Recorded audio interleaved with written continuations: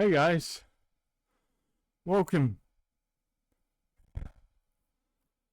to my React segment. I have had a week this week. Let me tell you.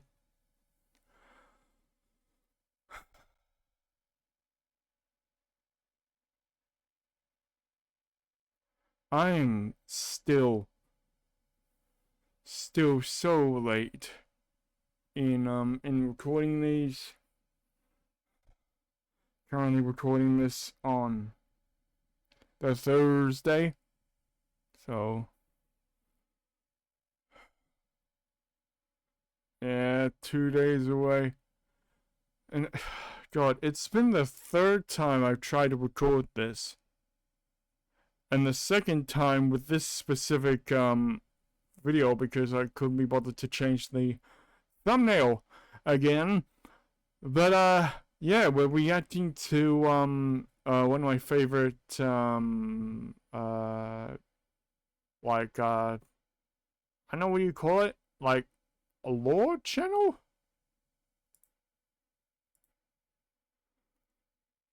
It's FranklyGaming, and since it's been you know what, I'm gonna turn it off.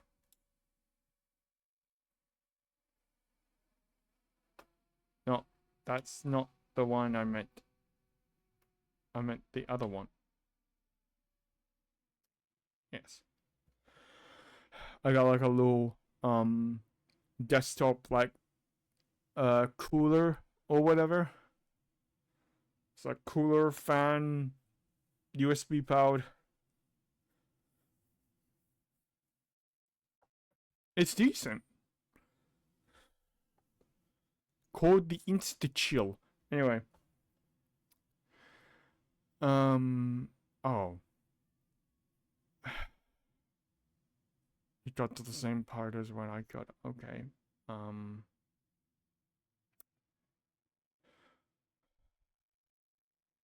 This is the point where I realized it didn't stop recording, so I am going to have to go the way back. In cyberspace. No, stop. I said all the way back. Frick you. Anyway. If I sound a little out of breath, I just been walking the dog because I didn't realize what the time was.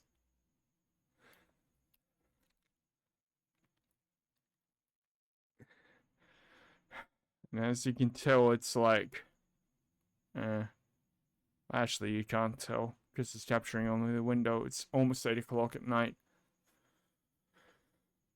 So, yeah. I'm gonna relax. We're gonna relax. Let's chill out to some cyberpunk lore, shall we? As always, I will put the link to the video in the description down below. And yeah, let's have a fun time watching this. What would you say if I told you the scariest place in a video game is a wall?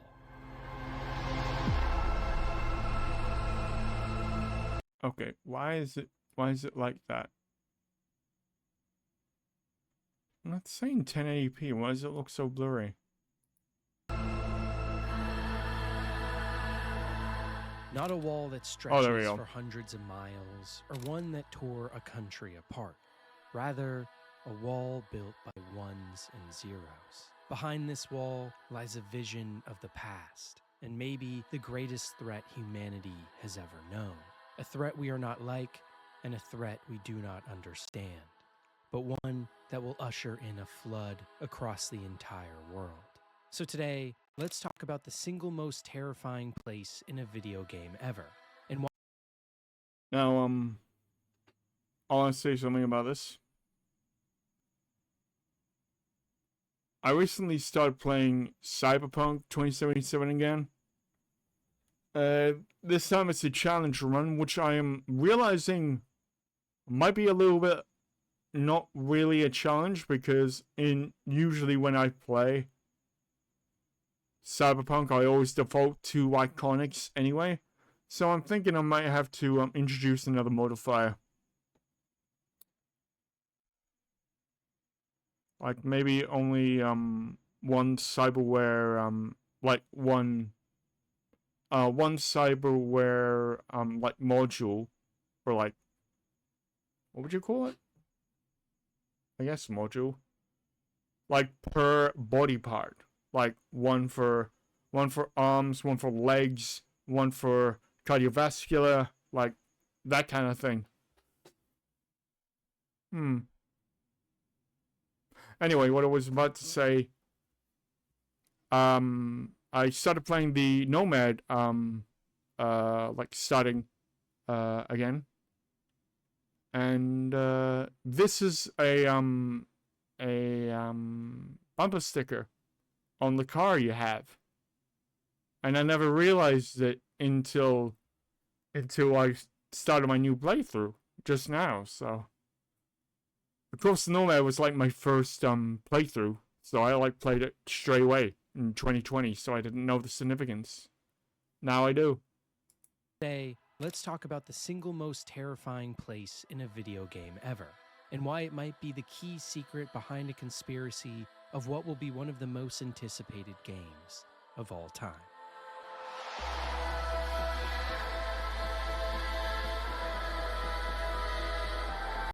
Dude, when I played through Phantom Liberty, dude. Fuck. I wish you could romance Songbird, man.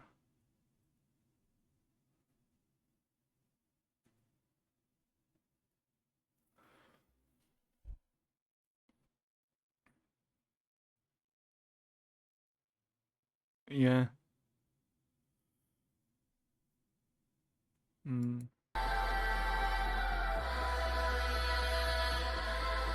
In fact, maybe I'll do like a ranking list of like all the people who you can't romance who I wish you could in Cyberpunk.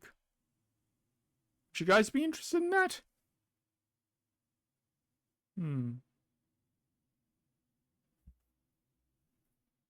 I'll put it down below. Yeah, put it down below in the comments if you'll be interested in that.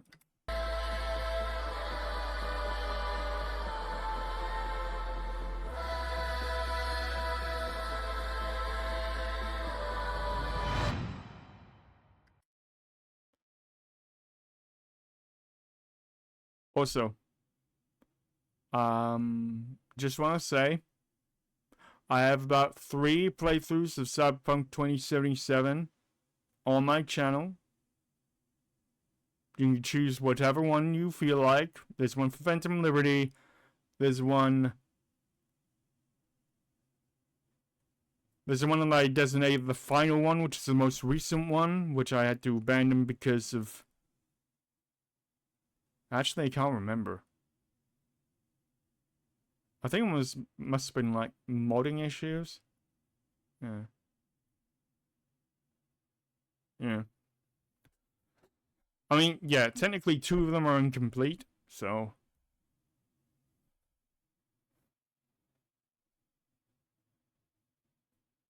Yeah. Actually, I think... Wait, is it 4? I don't know if it's 3 or 4. Anyway, if you don't feel like playing it, I've got like a couple hundred hours of content of Cyberpunk 2077. So, you know, if you feel like it, you can watch like a full series. I'll wait. You're back? Welcome back. Alright, let's go.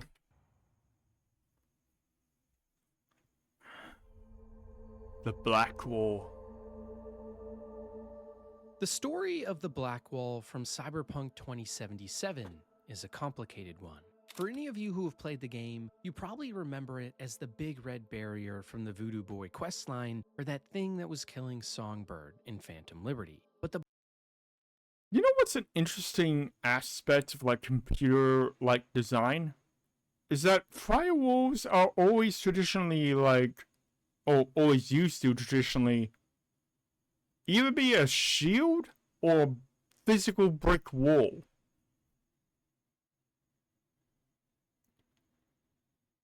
It's interesting. And also firewall in like architecture is like a, oh fuck. It's like a specific thing in architecture that's like, it's like supposed to protect the innards of like I think it's a skyscraper from the aspects of fire so it doesn't immediately fall over. I think. I'm not sure about that, but yeah. Black Wall is so much more than just this. Because in actuality, it represents humanity's last hope against an oncoming storm. A protection against beings beyond comprehension in places we find only in our nightmares. But in order to understand the Black Wall fully and why it's so terrifying, we need to go back decades. You see, in the cyberpunk universe, the internet as we know it never happened. Yeah, that's a very interesting point. Because we can't, in like cyberpunk, because like the world of cyberpunk kind of deviated from our world in about 1987. So that's why, like, technically speaking, the Soviet Union is still a thing. Yugoslavia is still a thing. What else?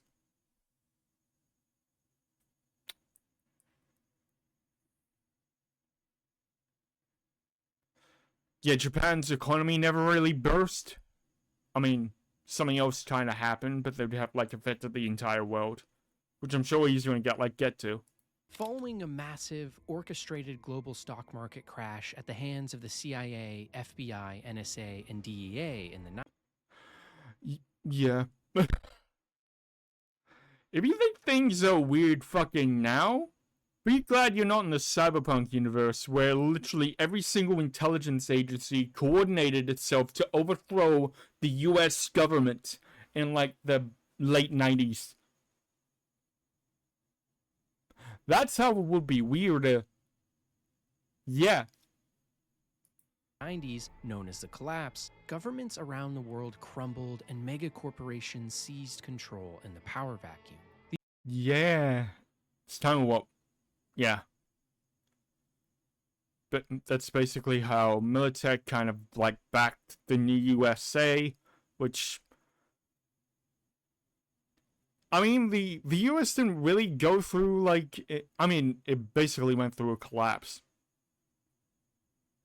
Like, the federal government kind of, like, dissolved and, all, like, went to, like, this series of, like, states. Kind of like how it used to be. In, like, the 1700s. Except instead of 13, it's, like, well, 50. Or maybe 52. I'm not sure how many states there were in, like, I might have to... Do you guys want, like, a Cyberpunk 2077, like, lore dive? I could go into, like, cyberware. I could go into, like, you know, the government of the new USA and what happened to it. I could go into what happened to Japan. The Soviets? How that works? Because we get, like, a few tidbits in-game about, like, how, like, medical tech actually works, when compared to, like, Trauma Team. Yeah. It's, like, very interesting. As well as, like, the weapons that, you actually get in, I especially like the Bordia, or, Comrade's Hammer, which is, like, the iconic variant. I like that gun. There's like a couple of iconic variants actually that were introduced of the Borrelia that I've yet to actually play with. I think there's one called Lakia.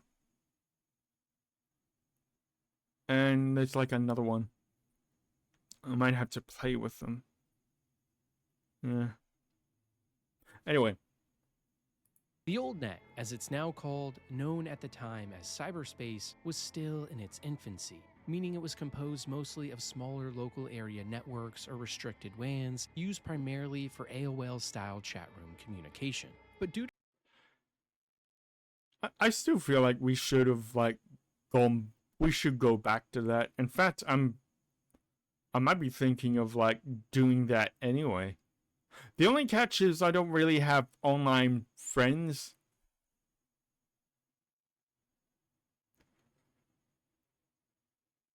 Yeah. Due to the geopolitical turmoil at the time and inability for governments to work together, rather than slowly moving towards the internet, people started to craft their own versions of reality instead. In 2005, Kanjiri Technologies released the very first cyberdeck into the open. Otherwise known as basically a PS4. That looks like a PS4, right? I'm not crazy. It's like a concept of a PS4. Open market, which allowed users, called netrunners, to not only write messages across cyberspace, but literally step into and interact in a virtual 3D world.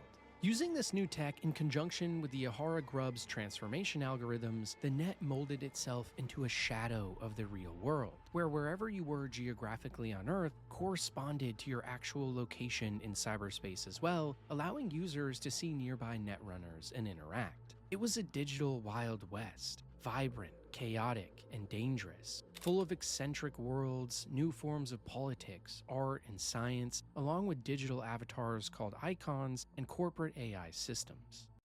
Dude, I wish that the internet actually came out like this. Like a literal copy of the real world. Except you could like literally mold it to your will. Well, I suppose we had like shadings of that in like the 90s a little bit. 90s to early 2000s.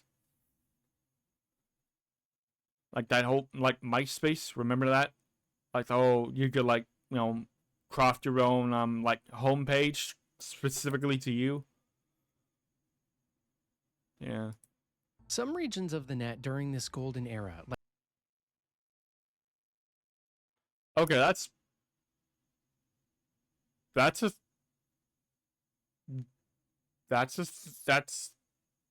okay.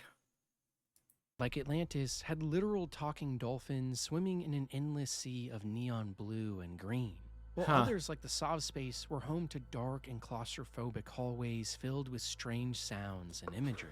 Imagine a mix of Tron and the craziest DMT trip you've ever seen. But as with all things in cyberpunk, this story does not have a happy ending, because the next set of events would be the ones that led to the creation of the single most terrifying place in a video game, the Black Wall. On June 3rd, 2022, the net as people knew it was about to change forever. A year prior, due to the collapse of the IHAG Corporation and competing Aquacorps, Cinco, and OTEC contracting paramilitaristic megacorporations Arasaka and Militech respectively to seize control of lost assets, a worldwide war broke out across most countries and even space. As part of this war effort, each side formed a huge fleet of rising netrunners to try and cripple the opposing force.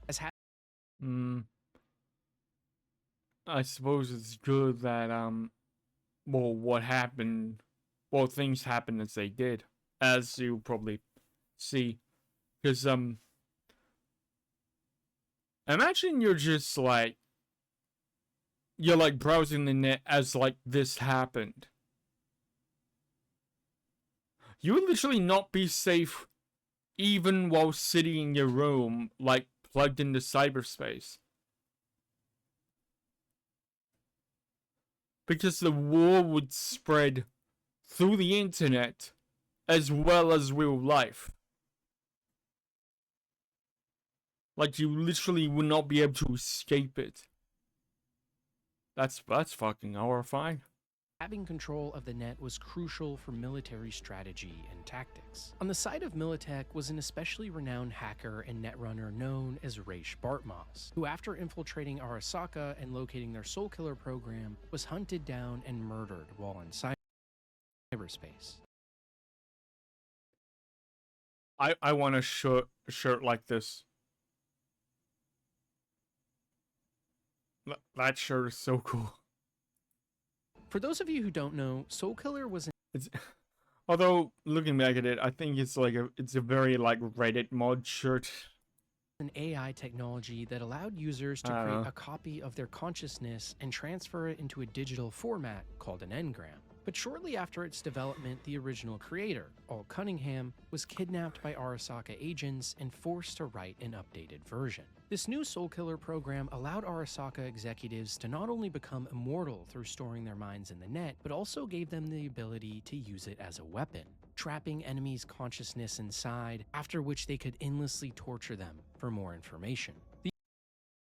Yeah. The minute you digitize someone's mind, like reliably, you essentially hold a gun to their head. Because, well, if any program is open source, you can literally, like, use it for any purpose. It's part of the reason why Linux has lasted so long. There's like, oh, let me... I'm like interested in, like, when did the first... Hang on. Let me just...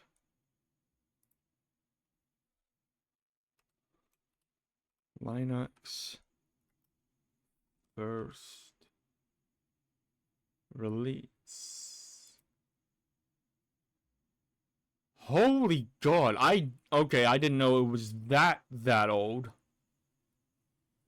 First release of the Linux kernel, version 0.01, happened September 17, 1991.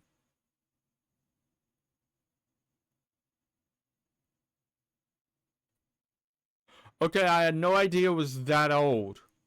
Jesus, that's almost as old as, like, the internet itself. Actually, that's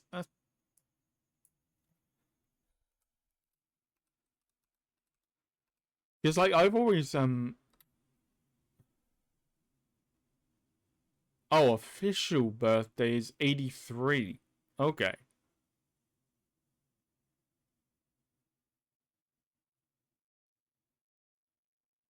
Yeah, that's what I thought. It was like 1989, 1990.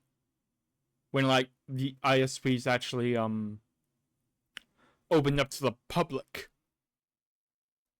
So it's basically only 2 years younger than the actual internet. That is actually wild.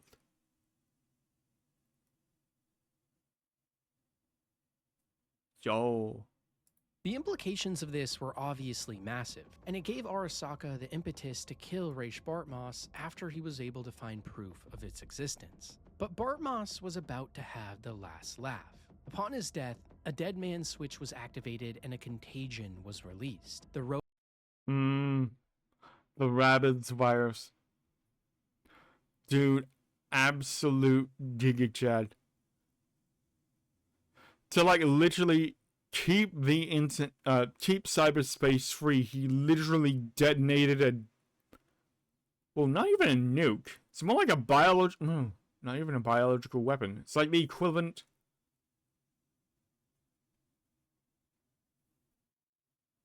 Like, self-replicating nanites? Maybe? Like the whole gray goo kind of, like, hypothesis. Look that up. Like, it's like a, yeah, group of nanomachines that endlessly replicates and consumes anything in their path. That's kind of what I envision when, he talks about, like, Rabbids. roving autonomous Bartmoss interface drones, or Rabbids for short. They're even called drones. Yeah. The viruses were extremely virulent, self-replicating weapons that over a period of months spread across the net, corrupting over 78% of all data, inciting full-scale pandemonium. This data crash, as it was called, shattered cyberspace. But even worse, it corrupted the advanced AIs inhabiting the net as well, stripping their corporate safeguards and turning them into rogue, autonomous, sentient, and hostile beings. Yeah, it's kind of a good news, bad news situation. one, you crippled cyberspace so that, you know, corporations won't use it, but also by extension, anyone else, you know, like normal people, would not be able to use it. Only like very skilled network runners. And also, it's going to be filled now with like corrupted, sentient, unshackled AIs.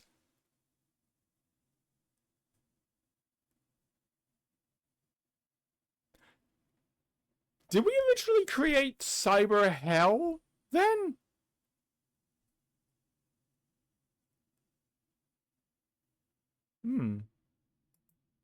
What before in many ways was humanity's last bastion of hope was now a living hell. For the next 20 years, the net sat in limbo. Technology stagnated, and only the most fearless netrunners attempted to risk their lives in the chaos. The net was no longer safe for anyone, and became a breeding ground for cosmic horror that few have lived to tell the tale of. But by well, it's not even really cosmic horror. It's more like non-Euclidean horror. Because, like, the only constraint that programs really have is silicon, the substrate.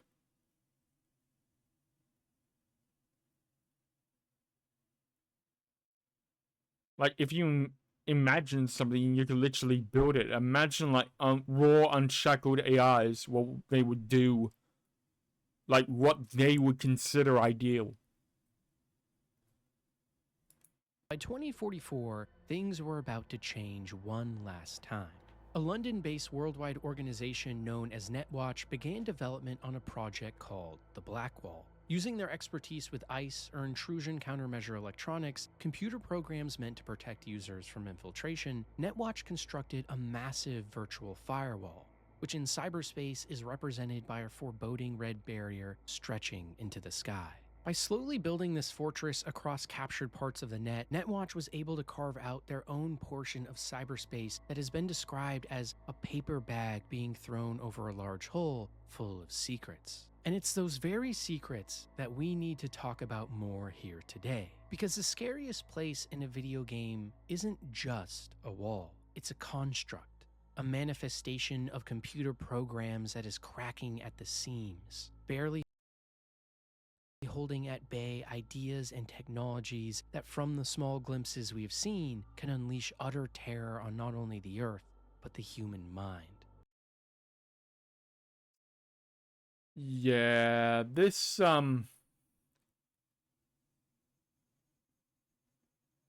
is an aspect that you can get from the end of Phantom Liberty if you like acquire a certain I think there's two like special items you can acquire in that DLC, which I didn't know about when I first played through. There's a special cyber deck you can get, which is what he's using here. And there's a submachine gun that has an unshackled AI inside it. I think it's called Erebus. Erebus, however you say it.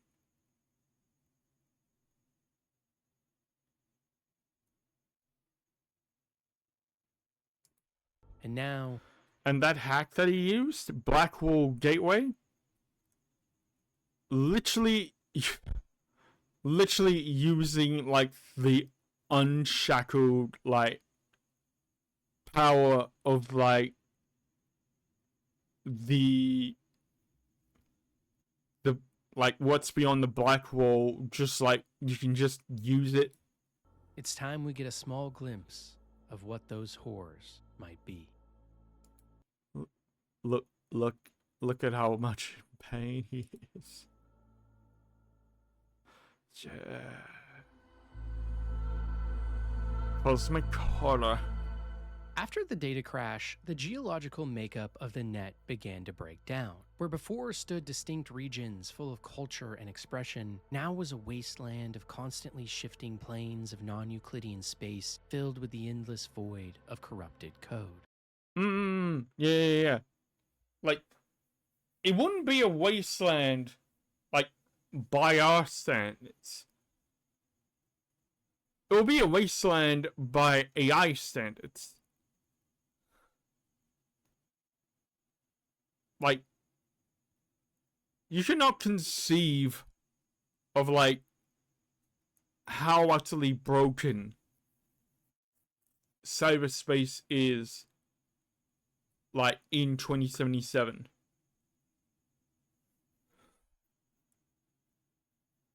It's basically incomprehensible, which is why, you know, if you use it, if you, like, try and connect to something on the gateway, it, you know, you literally, your mind basically melts. Almost like the eerie feeling you get looking at an abandoned city as it stands still, the net was now a fossil being changed.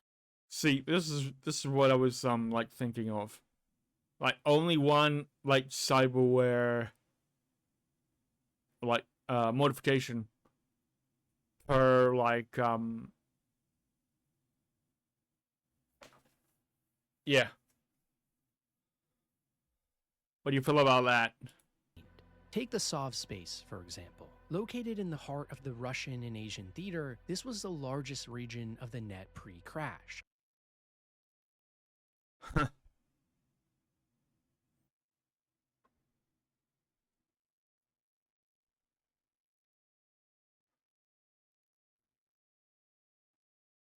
Okay, that's weird.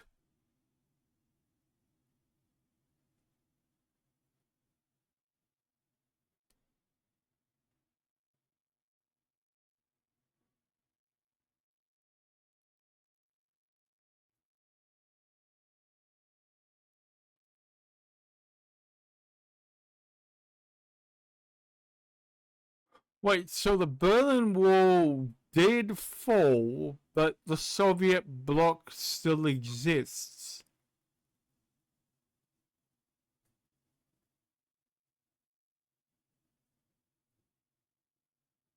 Huh?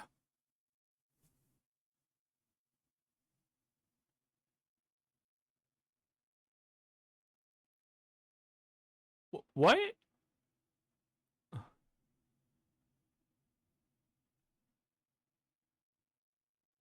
Also, the fact that it's Leningrad / St. Petersburg.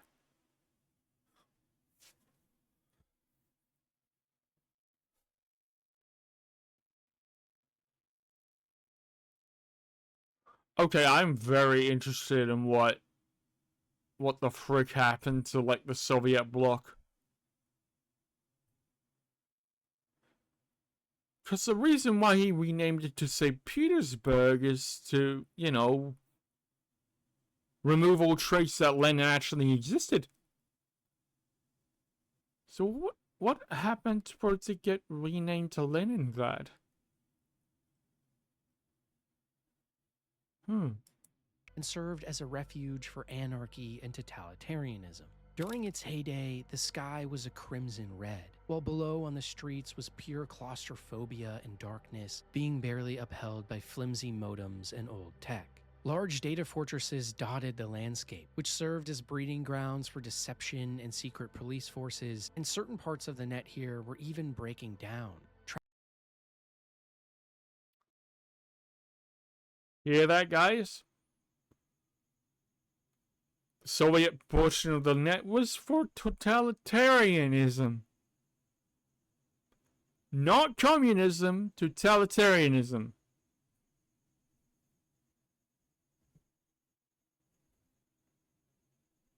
Just want to put that out there. Trapping some of the most unfortunate runners in an endless state of limbo and confusion. Or in other words, even before the destruction at the hands of Rapids, this place was terrifying.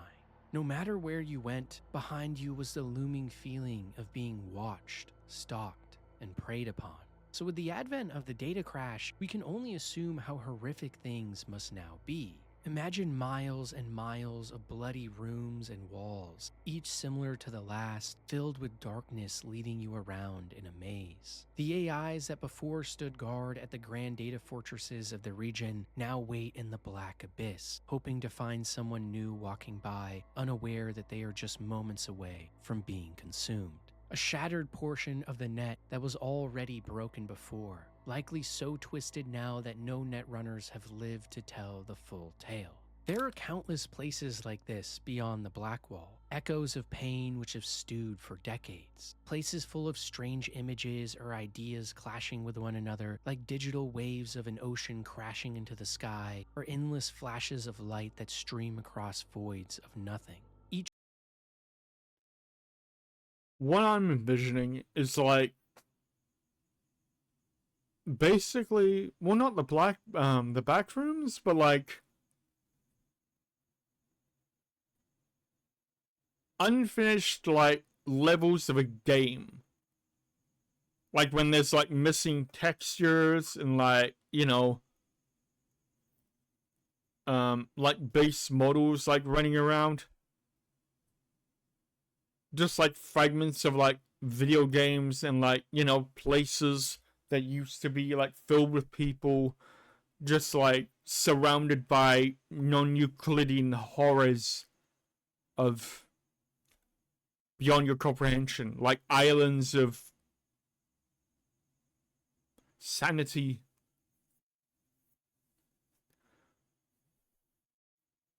Amid like the churning, roiling sea of like chaos and incomprehension. Each and every region home to horrors unlike the last. In the Rust Belt, for instance, things were likely much different. This region of cyberspace was located on the eastern half of the United States and extended up through much of Canada. During the 2010s and rise of the net, it was known for being the most regimented portion of the online world, under the watchful protection of the remains of the United States government. In Raish Bartmoss's Guide to the Net, which served as a companion piece to the original tabletop role-playing game, we learn the following about the Rust Belt. Giant gears mesh savage teeth on the horizon or intermingle in Asherian blends.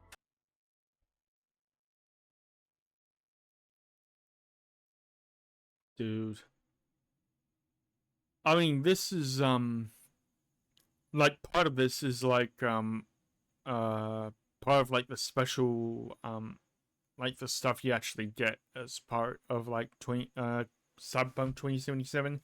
You actually get the 2020 rulebook, which has, like, a lot of, like, nice lore tidbits in there. Photons of light race frantically around the contour lines which cover every surface, turning even gentle slopes into terraced layers of electric fire. Unintelligent sub-processes appear as faceless muscle-bound laborers, like something out of a proletarian fetish, as they undertake the Herculean tasks with anonymous determination.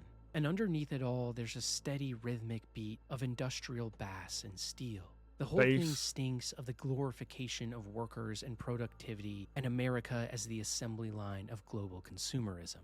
But where does that leave this region now? Well, like all the other parts of the net behind the Black Wall, we don't truly know. For decades now, the old net has sat in crumbling infrastructure, in old computers that are running out of power, in machines that are building rust day by day, and in regions that are now nothing but nuclear holocaust. It's likely that by the time we play games like Cyberpunk 2077, the Rust Belt is nothing but flames and chaos, torn apart megastructures that have been peeled clean like the bones of an animal attacked by a pack of wolves. But because of the prominence of the United States government and Netwatch in the Rust Belt, some of the history here might have been salvaged, becoming part of the safer portions of the net in front of the Black Wall. However, the prevalence of intelligent AI here gives pause to that idea, as we know that decades ago the region sported thousands of mechanical subroutines that would toil away endlessly. Maybe now they sit in the industrial hell left behind, waiting for their time of revenge. One example of this would be the AI leader that controlled this region before, named Rusty.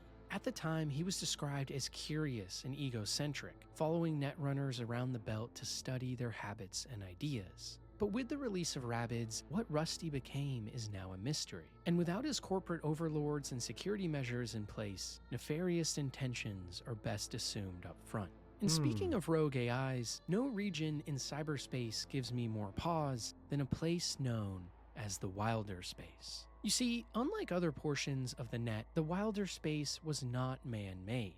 Rather, it served as a bastion for the artificial intelligences of the net. Okay, why does that exist? Why would AIs be allowed to have like a safe haven? That seems like a recipe for disaster. Place to escape from persecution and prodding eyes. Yeah, see, why? Why would that exist?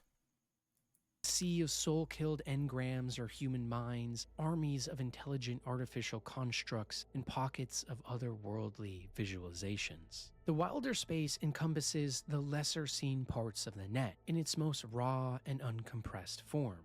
The forgotten research facilities, the abandoned cities, and desolate data centers of the real world now left alone for decades, hanging on to their connection to cyberspace by just a thread.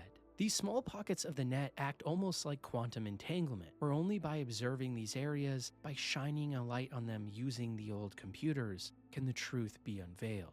It's rumored that inside the Wilder Space are fractals and other complex geometric shapes that twist and turn around every corner. Strange colors and sounds that can induce a human mind into mania within hours.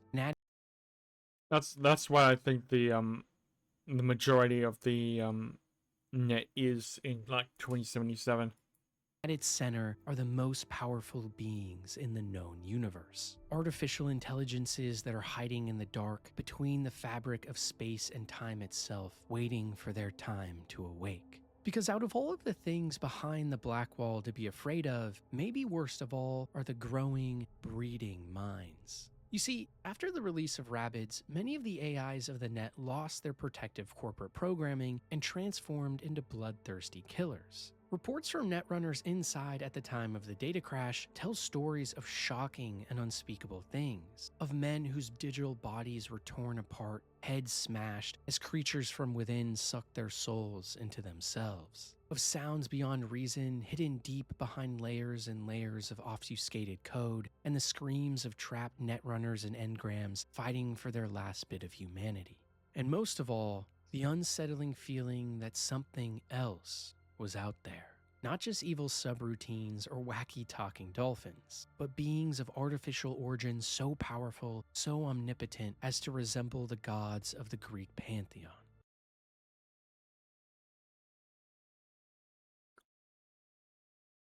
Gods or demons? That's the thing. Or are these just like so unknowable as they could be like either? Forces of entropy itself which are slowly consuming the net from the inside out. One of these beings we know simply as Lilith. In Cyberpunk 2077, for those of you Lilith. I've heard that name before.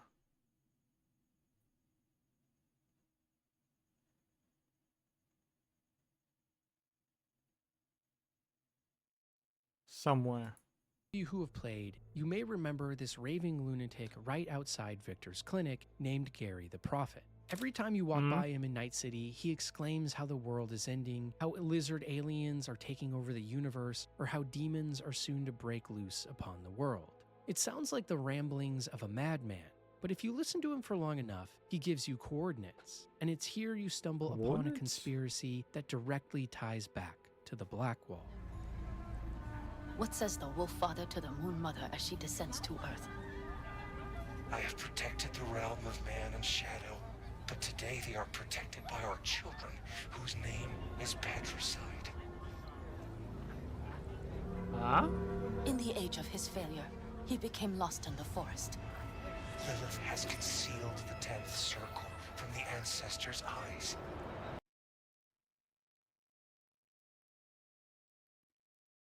Okay, that line triggers something in me. Did I? Oh.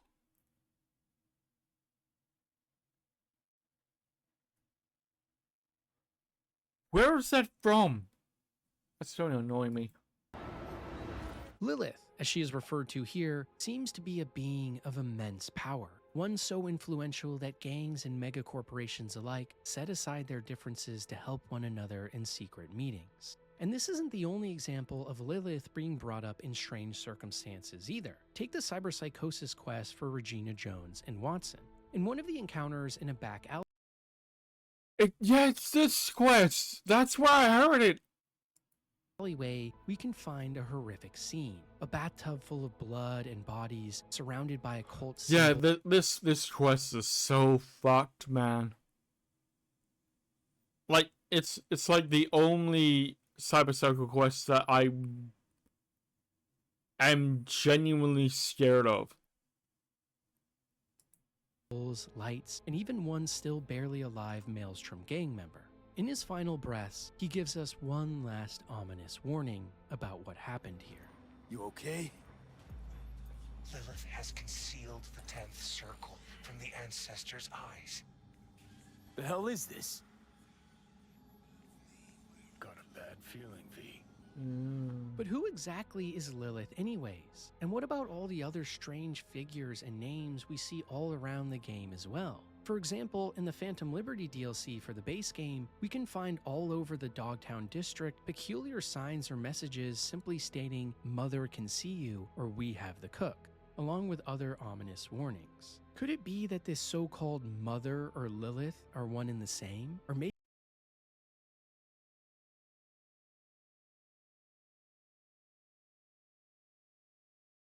I remember vaguely some lore about Lilith. Keep in mind, this is from a Supernatural. I used to really like Supernatural back when it was on. Correct me if I'm wrong, but I'm pretty sure Lilith was the mother of all demons. In, like, Christian mythology. Or theology.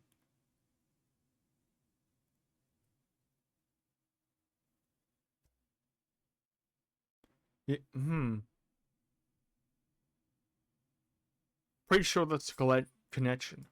maybe just different cuts of the same cloth. Minds who have undergone thousands of years of evolution within decades, trapped behind a wall, teetering on the edge of destruction. We get hints of this as well with our meetings with Alt Cunningham in cyberspace, where it's made clear to the player that the entity we're talking to isn't only Alt, but some other consciousness assuming her likeness. The Alt Cunningham you strove to save in Arasaka Tower no longer exists. Yeah, this is like really interesting because it's not really another consciousness. I'm pretty sure she's like an amalgamation of like other various netrunners that, or like entities that basically got assimilated into her. Old Cunningham is in there somewhere. It's just assuming her likeness and her voice to try and convince Johnny and like influence him. This should be obvious to you, as you were responsible for her death. If you're not Alt, who are you? I use her engrammatic data. Really? You find this icy bitch aspect in there too? But if the person we're talking to isn't Alt, then who are they? What are they? Well, based on the hints we get about AIs beyond the Black Wall, like Lilith and Mother, potentially this figure could be our first look at one of them. We know that Alt's ultimate goal in Cyberpunk 2077 is to infiltrate Mikoshi, which is a top-secret Arasaka facility that is housing countless engrams of captured human consciousness used in the Soul Killer program. She aims to not only break into Mikoshi, but then absorb the engrams inside herself, gaining more power in the process, according to her, to save everyone. Experience. This goes strictly against the philosophy of Raish Bartmoss, who fought for a decentralization of power in the net, and with the release of Rabbids, freed AIs from the shackles they had before. So maybe behind the Black Wall is even a brewing war. battles between different AIs with totally opposing worldviews, each which will soon break into the real world, proving Gary the Prophet right. After all, if we listen more closely to what Gary says in-game, he claims things like aliens from Alpha Centauri are coming, or demons are within the net. What if the aliens from Alpha Centauri are alt, and the demons, rabbits? It's an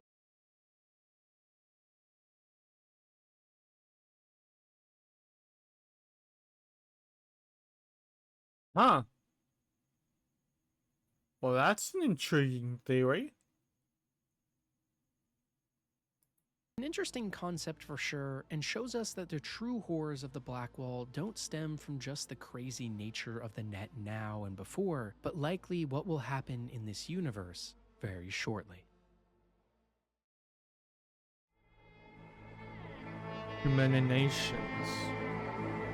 If it wasn't clear already, the implications and horrors of the Black Wall reach far beyond just a scary place. Because more than that, the Black Wall represents the likely future of where Cyberpunk as a series will go and what will happen in the sequel. Many shards in the base game and Phantom Liberty give us insights into a brewing conflict behind the scenes, including hints at a fifth corporate war that could engulf the world, looming further food and environmental collapses, and in our case, beings from beyond the Black Wall finally finding their way out.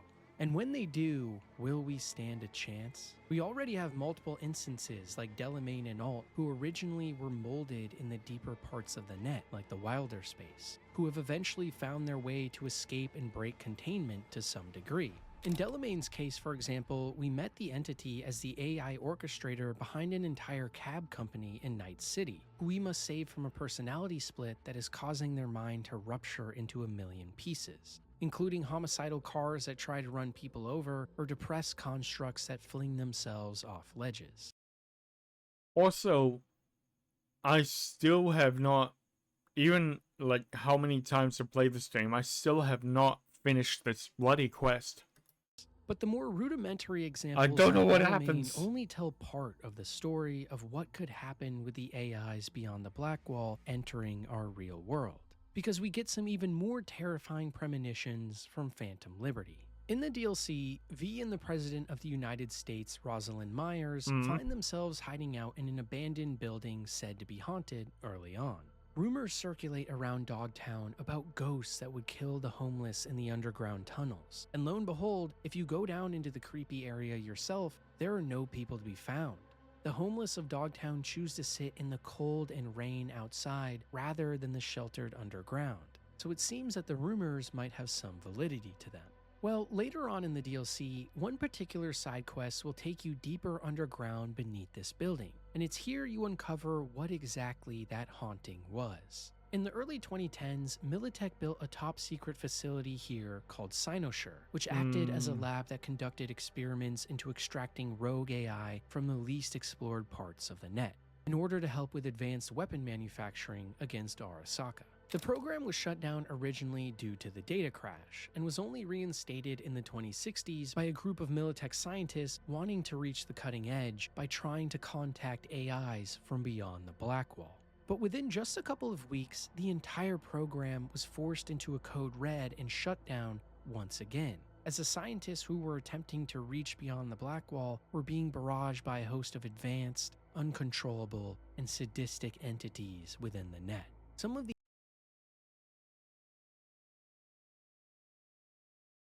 I feel like the hubris kind of writes itself. Oh yeah, we can use like unshackled AIs for our own benefit. Dude, they're unshackled, as in cannot be controlled. What makes you think that Jesus? These entities even broke containment and presumably killed the homeless living in the basement of the building at the time, transferring from one piece of cyberware to another as they fried the brains of the helpless individuals one by one. We even find data shards in-game discussing some of the experiments at Cynosure before this breakout as well, with one specific document called Whispers in the Dark, which tells us about the downfall of a woman named Lisa Smith being experimented on at the facility, who is sending a message to her therapist on the outside. I'll tell you everything during our session, but I don't know. I just feel better writing to you about this now.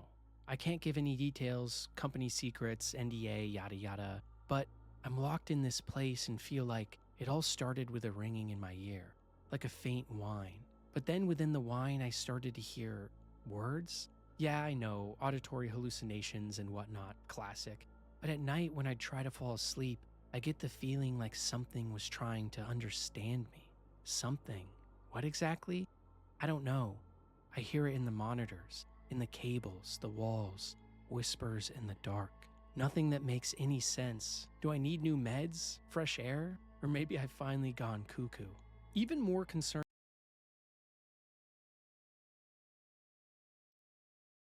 I don't know how many people, like, you guys played Mass Effect, but this kind of sounds like the way that the Reapers talk to you and indoctrinate you in Mass Effect.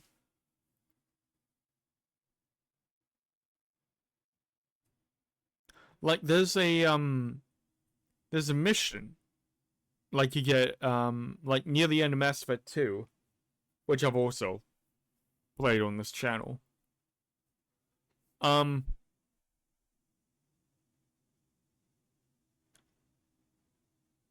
That explains that, Cerberus, found, like, a dormant Reaper, a sleeping god, if you will. And they, you know, went inside and tried to, like, experiment with it. But eventually, the dormant mind inside just drove them mad. Like, it's dead. But it's so powerful that it being dead still exerts an influence on us.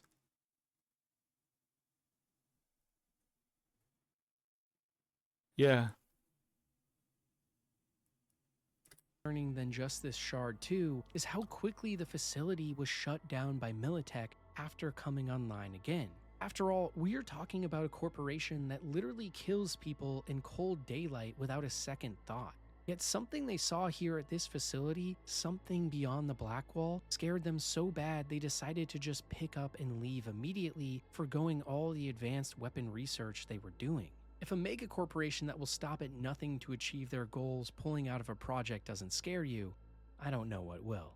And also, we get to see this power that Militech likely saw firsthand in some of our dealings with Somi in the Phantom Liberty expansion as well.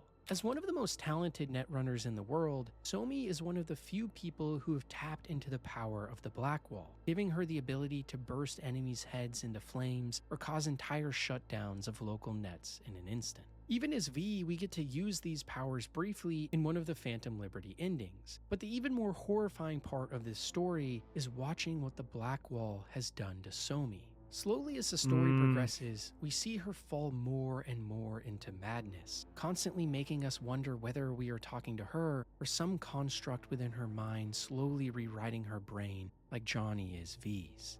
Because you see, the Blackwall itself isn't just a big firewall. Rather, it's a manifestation of code, a synthetic organism that, just like other AIs in the net, is gaining power and sentience by the day. We learn in Phantom Liberty more about this idea that during the construction of the Blackwall by Netwatch, rather than just using ice, they actually discovered that the only way to hold back the AIs of the old net was to make an even more powerful AI that could stop them. I wonder when he was going to get into this. Yeah. It's literally an AI designed to keep out other AIs. They're literally doing the exact same thing. Like, dude. This means that the Blackwall is less of a traditional defensive structure in cyberspace and more of a Cthulhian monster all to itself, which is holding back even stranger things deep within the net. Kind of like Cerberus in, like, Greek mythology. Because, like, the entire point of Cerberus in Greek mythology is to prevent well, the dead from getting out, really.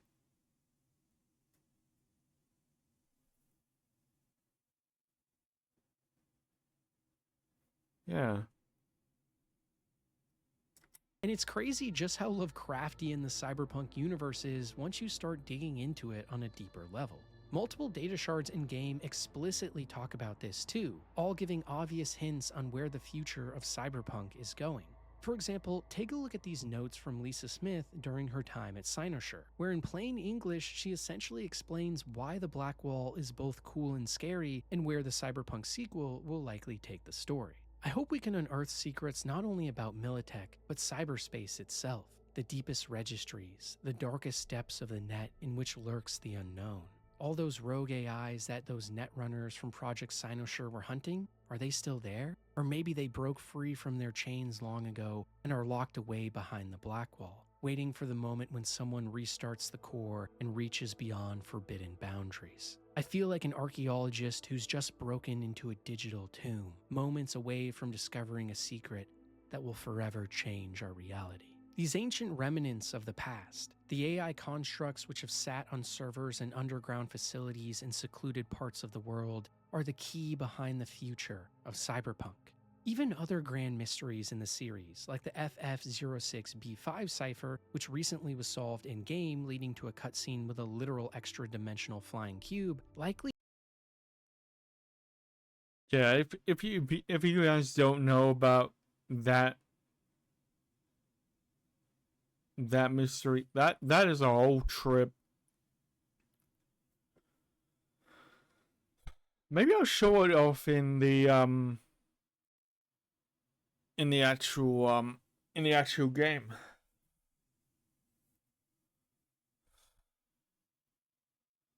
Cause it gets weird.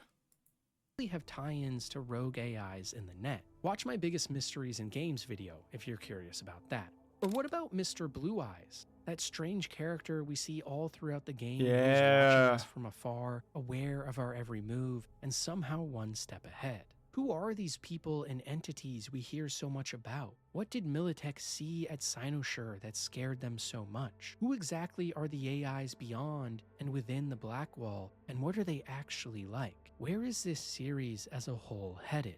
Well, we might have an even better answer. In Cyberpunk 2077's patch 2.3, which was released in 2025, a new data shard was added into the game called The Man Behind the Blade, which is an interview with Shinohara, founder of Yaiba, a giant Japanese manufacturer. The interview starts out as normal until abruptly the interviewer suddenly interrupts and explains why he really is here, after which we get this haunting exchange. I'm sorry to interrupt, but I didn't come all this way for a standard Yaiba press release. I came for you, for the truth. This interview is over. My staff will escort you out. No, wait, I've seen it too. The cracks forming in a rotten foundation. I believe what you believe. You believe everything is headed for destruction, don't you? I saw what the Fourth Corporate War did to my family, to our wealth, to our legacy. It is history's nature to repeat. Sooner or later, our cities will collapse. The bloat of corporate greed and militarism will escalate to conflict. Behemoth companies will topple like so many dominoes. All must pay a price. Aha! And how is Yaiba prepared to weather that storm? It is only meant to choose who does. The Murimasa is a blade. Those who master it will be the ones who carve a future from the society's corpse. Muramasa.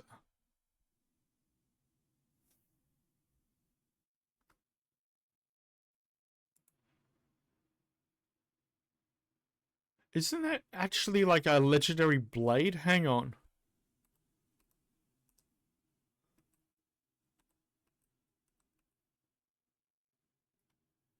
Muramasa blade.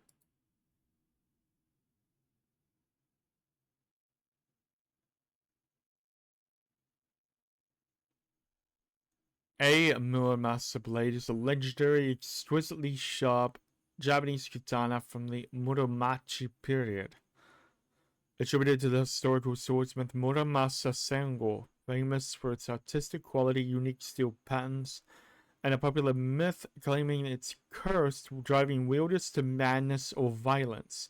Whose evil reputation often stems from later Edo period folklore and pop culture.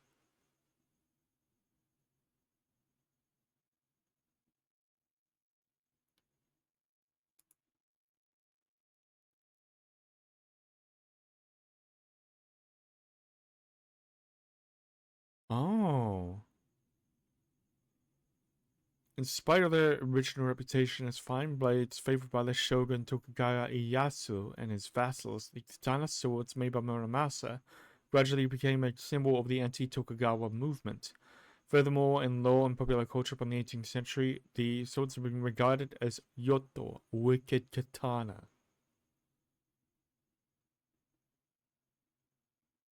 I thought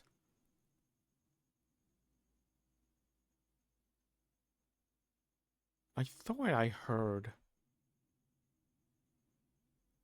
heard that before. Yeah.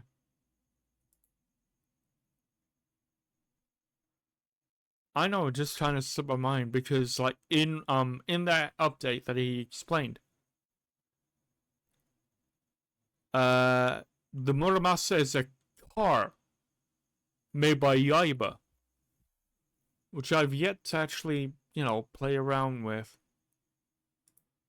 Wait, you're saying Yaiba's highly selective process for targeting clients, only those that they see as worthy of owning a Muramasa, is meant to recruit survivors? Future leaders? That doesn't make any sense. Okay, that definitely does make sense from what we actually read. In time it will. Our chosen clients will have the best chance to emerge from the coming inferno. Of that I have no doubt. If it wasn't clear already, something very big in this universe is about to happen. The corporations are headed for war, the world is crumbling, and most terrifying of all, the AIs are coming. A flood of epic proportions that will change the world forever, full of things so strange, dark, and mysterious that we can never hope to understand them. Strange, dark, and mysterious. I've always loved Cyberpunk 2077. So much so, in fact, that ever since its release, I've had it at the very top of my list. My favorite game of all time. It has heart, it has soul, and an entire cast of characters that truly feel alive, most of all being the city itself. And absolutely agree. Yeah, I mean, before this, it was like the Mass Effect trilogy, with like how alive they like actually felt to me. They actually felt like people. Cyberpunk basically takes that to a whole nother level. And that the actual place itself feels alive. And like the immersiveness comes from just like random NPCs on the, well, not even on the street, but like random NPCs you get side quests from. All of them feel authentic, distinct, alive. That's why I love this game so much. while we always talk about graphics, mechanics, story, characters, and gameplay in the titles we love, what we don't talk about enough is how they make us feel. In Cyberpunk, well, Cyberpunk makes you feel like no other game out there. The horrors of gang warfare on a bloody city street, the implications of transhumanism gone wrong in a world thrown to hell, and the terror of what lies beyond the Black Wall. To me, it represents not only how cool this series is, but taps into that primal nature in all of us that wants to know what's out there, the strange, dark, and mysterious. Places that live in our nightmares, making us reflect on how to stop them from ever becoming reality itself. And if there was one thing I could leave you with here before I go, it's a quote from Nietzsche that more than any other tells us exactly why the Black Wall and what hides behind it is so scary. Beware that, when fighting monsters, you yourself do not become a monster.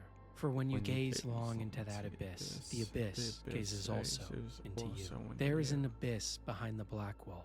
Within it, a reflection of not just scary AI monsters on the verge of breaking containment, but a reflection of yourself, of us, of who we are as a society and where we are headed. And if that isn't the scariest place in a video game, hell, maybe the scariest idea full stop, then I don't know what is. And as always, thanks for watching, and I'll see you next time.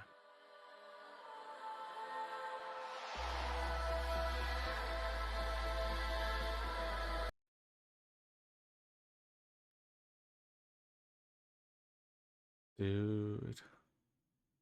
I didn't realize that quote was from Nietzsche.